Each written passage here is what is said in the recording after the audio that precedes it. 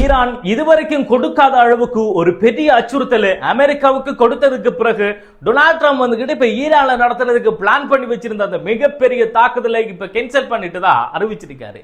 இதுவரைக்கும் அமெரிக்கா தான் ஈரானை வந்துகிட்டு இந்த ஸ்டோனேஜ்ல கொண்டு போய் விட்டுருவோம் என்று மிரட்டல் கொடுத்துக்கிட்டு இருந்தாங்க. ஆனா அந்த ஸ்டோனேஜ்ங்கிற அந்த வார்த்தையை முதல் முறையா ஈரான் இன்றைக்கு யூஸ் பண்ணிருக்காங்க. போன 28ஆம் தேதி நெத்தன்யாகவும் டொனால்ட் ட்ரம்பும் ஒயிட் ஹவுஸ்ல சந்திச்சு ஒரு பேச்சுவார்த்தையை நடத்துறாங்க.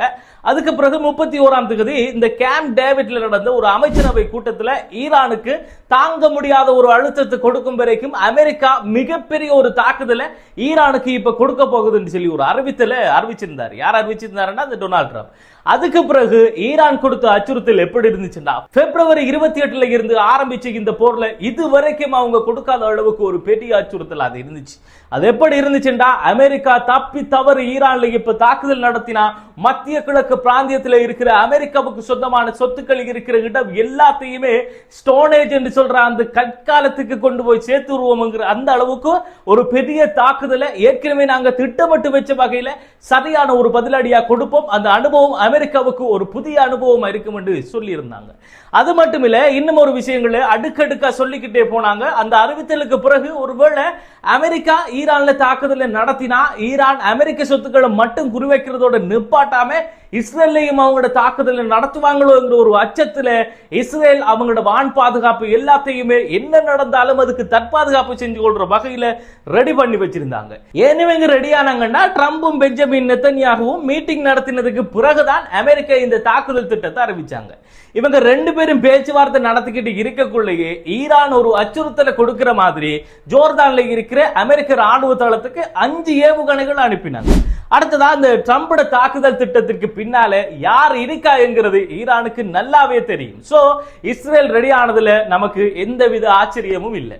இஸ்ரேல் முன்னெச்சரிக்கையா ரெடி ஆகிற அளவுக்கு ஈரான் அடுக்கடுக்கா என்ன சொன்னாங்க, அடுத்ததா இந்த ஜூலை 8ல இருந்து இதுவரைக்கும் MOU ஒப்பந்தம் முறிவடைகிற வகையில என்ன நடந்துச்சு, யாரு என்ன செஞ்சாங்கிறது போன்ற சில முக்கியமான தகவல்களை மட்டுமே இந்த வீடியோல நாம பார்க்க இருக்கிறதால கட்டாயமா இந்த வீடியோவை ஏழைவர்களும் பார்க்கிற மாதிரி ஷேர் செஞ்சிருங்க. அதோட நான் ஒவ்வொரு நாளும் அப்டேட் பண்ற ஒவ்வொரு வீடியோட லிங்க்கும் உங்களுக்கு இன்ஸ்டன்டா வந்து கிடைக்கணும்னு நீங்க நினைச்சா நான் டிஸ்கிரிப்ஷன்ல கொடுத்திருக்கிற என்னுடைய official WhatsApp group link click பண்ணி அந்த குரூப்ல சேர்த்துக்கங்க.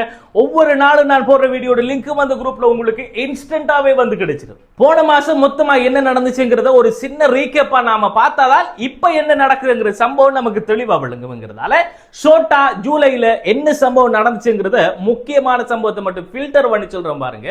ஏற்கனவே பிப்ரவரி 28ஆம் தேதி ஈரானுக்கும் அமெரிக்காவுக்கும் இடையில ஆரம்பிச்சு இந்த சண்டைக்கு பிறகு பாகிஸ்தான், கட்டார், ஓமான் போன்ற பல நாடுகள் பலதரப்பட்ட பேச்சுவார்த்தைகள் நடத்தினதுக்கு பிறகு ஒரு MOU என்கிற தற்காலிகமான போர் நிறுத்த உடன்படிக்கை உண்டு ஈரானுக்கு அமெரிக்காவுக்கும் இடையில சைன் பண்ணப்பட்டுச்சு.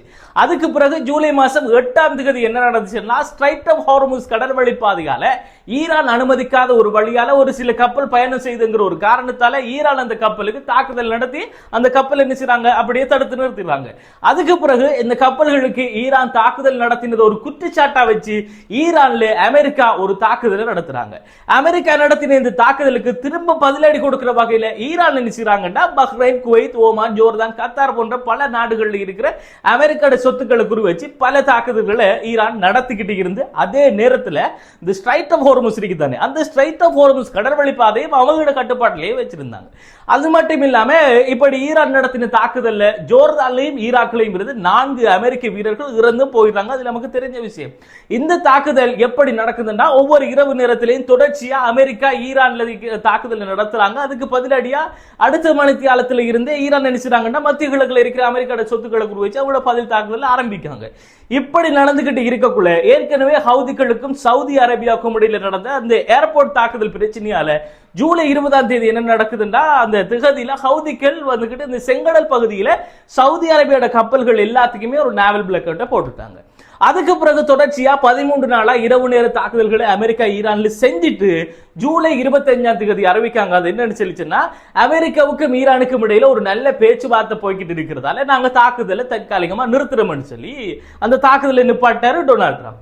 இதுக்கு பேச்சுவார்த்தை ஒரு காரணமா இருக்குதோ இல்லையோ அமெரிக்காவுக்கிட்ட ஏவுகணை பற்றாக்குறையானதுதான் ஒரு காரணம் என்கிற ஒரு விஷயமும் இதுக்கு பின்னாலே பேசப்படுது. எப்படின்னா தி ஸ்டோரி பிஹைண்ட் தி ஸ்டோரிங்கிற மாதிரி. இப்பதான் முக்கியமான விஷயத்துக்கு நாம வாரம். இப்ப நான் ஏற்கனவே சொன்ன இந்த சம்பவங்களுக்கு பிறகு ஜூலை 28ஆம் தேதி இஸ்ரேல் பிரதமர் பெஞ்சமின் நெத்தன்யாகுவும் அமெரிக்க அதிபர் டொனால்ட் ட்ரம்பும் ஒயிட் ஹவுஸ்ல வச்சு ஒரு 80 நிமிடமான ஒரு பேச்சுவார்த்தையை நடத்திட்டு ரெண்டு பேருமே கைகுலுக்கி எக்ஸலன்ட் சொல்லி பிரிஞ்சிட்டாங்க. அதுக்கு பிறகு ஜூலை 31ஆம் தேதி இந்த கேம்ப் டேவிட்ல நடந்த ஒரு அமைச்சரவை கூட்டத்தில் தான் இந்த டொனால்ட் ட்ரம்ப் என்ன சொல்றாருன்னா, ஈரானுக்கு மிகப்பெரிய ஒரு பிரஷரை கொடுக்கிற வகையில் நாங்க ஒரு பெரிய தாக்குதல் நடத்த போறோம். அமெரிக்காவில் இருக்கிற ஒரு சில ஊடகங்கள் கூட ஈரான்ல இதுவரைக்கும் நடக்காத அளவுக்கு ஒரு பெரிய தாக்குதல் அவங்களோட மின்சாரம் எண்ணெய் சுத்திகரிப்பு நிலையத்தில் அதோட பாலங்கள் எல்லா உட்கட்டமைப்பு வசதிகளையும் அமெரிக்கா தாக்குதல் நடத்த வாய்ப்பு இருக்குன்னு சொல்லி ஒரு செய்தியை வெளியிட்டாங்க. இதுக்கு பிறகுதான் ஈரான் தரப்புல இருந்து ஒவ்வொரு அச்சுறுத்தலும் அடுக்கடுக்க வைக்கப்படுது. இதுல லாஸ்ட் மீட்டிங்ல நெத்தன்யாகு ட்ரம்ப் கிட்ட கொடுத்த அந்த ஐடியா என்னன்னா, ஈரான் மீண்டு வர இயலாத அளவுக்கு சனிக்கிழமை ஞாயிற்றுக்கிழமை பெரிய ஒரு தாக்குதல் நடத்தினா சரி ஈரான் கதை முடிஞ்சிடும் என்கிறதா அந்த பிளான் என்று ஈரான் நாடாளுமன்ற உறுப்பினரும் தேசிய பாதுகாப்பு மற்றும் வெளியுறவு கொள்கை ஆணையத்தின உறுப்பினருமான இப்ராஹிம் ரசாயி சொன்னதோட, அப்படி ஈரான்ல தப்பி தவறியாவது அமெரிக்கா நெத்தன்யாகுட அந்த மாயையான ஐடியாவை நம்பி தாக்குதல் நடத்தினா ஈரான் பதில் தாக்குதல் மத்திய கிழக்கு பிராந்தியத்தில் இருக்கிற அமெரிக்க சொத்துக்கள் இருக்கிற எல்லா இடத்தையுமே கற்காலத்துக்கு கொண்டு போய் விட்டுட்டு அந்த பிராந்தியத்தையும் தாண்டி வேற பிராந்தியத்திலேயும் இருக்கிற அமெரிக்க சொத்துக்களும் ஈரானுடைய ஏவுகணைகளுக்கு இரையாகி போகும் என்று சொல்லி பெரிய ஒரு அச்சுறுத்தலை இதுவரைக்கும் கொடுக்காத அளவுக்கு கொடுத்திருந்தாங்க. அது மட்டுமில்ல, இந்த ஸ்ட்ரைட் ஆஃப் ஹார்முஸோட சேர்த்து எல்லா முக்கியமான கடல் வழி பாதைகளும் மூடப்படும் என்று சொல்லி இருக்காங்க. இப்ப ஈரான் கொடுத்த இந்த அச்சுறுத்தலிலே விளங்கிட்டு நமக்கு அமெரிக்கா அறிவிச்ச அந்த தாக்குதல் பிளானுக்கு பின்னால யாரு இருக்காங்கிறது ஈரானுக்கு தெரியும்ங்கிற விஷயம். இவ்வளவு பெரிய ஒரு அச்சுறுத்தல் வந்ததோடையே இஸ்ரேலுக்கு விளங்கிட்டு அமெரிக்கா தாக்குதல் நடத்தினா அமெரிக்காவுக்கு மட்டுமில்ல நமக்கும் சேர்த்துதான் அடிவிழும்ங்கிறது. அதுக்கு தான் அவங்க வந்துகிட்டு இந்த முன்னாயத்தமா அவங்களோட இந்த வான் பாதுகாப்பு கருவிகளை ஆக்டிவ்ல வச்சிருக்கிறதா ஒரு செய்தியை அவங்களோட தரப்புல இருந்து வெளியிட்டு இருந்தாங்க. அது உண்மையான சம்பவம். இதுக்கு பிறகுதான் அந்த தாக்குதலை நாங்க நடத்த போறல, அதை நான் கேன்சல் பண்ணிட்டுங்கிற ஒரு அறிவித்தலை டொனால்ட் ட்ரம்ப் கொடுத்திருக்காரு. ஈரான் சொல்ற குற்றச்சாட்டுப்படி அவங்க தாக்குதல் நடத்த பிளான் பண்ணினது இந்த வீக்கெண்ட்ல தான், சாட்டர்டேலையும் சண்டேலையும். அது ஏன் வீக்கெண்ட்ல இந்த பிளான் நாம பார்த்தோம்னா அந்த நேரத்தில் நாம வந்துட்டு இந்த ஷேர் மார்க்கெட் க்ளோஸ்ல இருக்கு. சோ அந்த தாக்குதலால பங்கு சந்தையில எந்தவித ஒரு பாதிப்பும் பெருசா வராதுங்கிறது தான் இவங்களோட நோக்கம் என்று ஈரானே சொல்லியிருக்காங்க. இப்ப இந்த டொனால்ட் ட்ரம்ப் அறிவிச்ச மாதிரி தாக்குதல் நடக்காம இருக்குமா இல்ல வேறு ஏதாவது அசம்பாவிதங்கள் அந்த பகுதியில் நடக்குமாங்கிறதையும் நாம பொறுத்திருந்து தான் பார்க்கணும். இவ்வளவும் தான் இன்றைய நாள் அமெரிக்காவுக்கு ஈரானுக்கும் இடையில நடந்துகிட்டு இருந்த இந்த போர் நிலவரங்கள் தொடர்பான புதிய செய்திகள். மேலும் இது தொடர்பான புதிய அப்டேட்கள் வரக்குள்ள அது எல்லாத்தையுமே தொகுத்து எடுத்துக்கிட்டு வந்து உங்களுக்கு கொண்டு வந்து சேர்க்கிறதுக்கு நான் தயாரா இருக்கிறதால மறந்துடாம என்னுடைய இந்த ஹசன் கேலரி எனப்படுகின்ற யூடியூப் சேனலை சப்ஸ்கிரைப் பண்ணி வச்சுக்கோங்க. மத்திய கிழக்கு நடக்கிற ஒவ்வொரு புதிய தகவல்களையும் உங்களோட கண்ணெதிரில் கொண்டு வந்து சேர்க்கிறதுக்கு நான் கேரண்டி.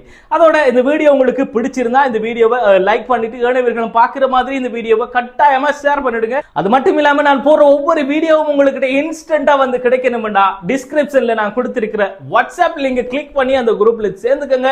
ஒவ்வொரு நாளும் ஒவ்வொரு வீடியோட அப்டேட்டும் உடனே அப்டேட் செய்யப்படும் சொல்லிட்டே இந்த வீடியோவில் இருந்து விடைபெறுவது அப்துல் லத்தீப் ஹசன் நிஸ்ஃபி.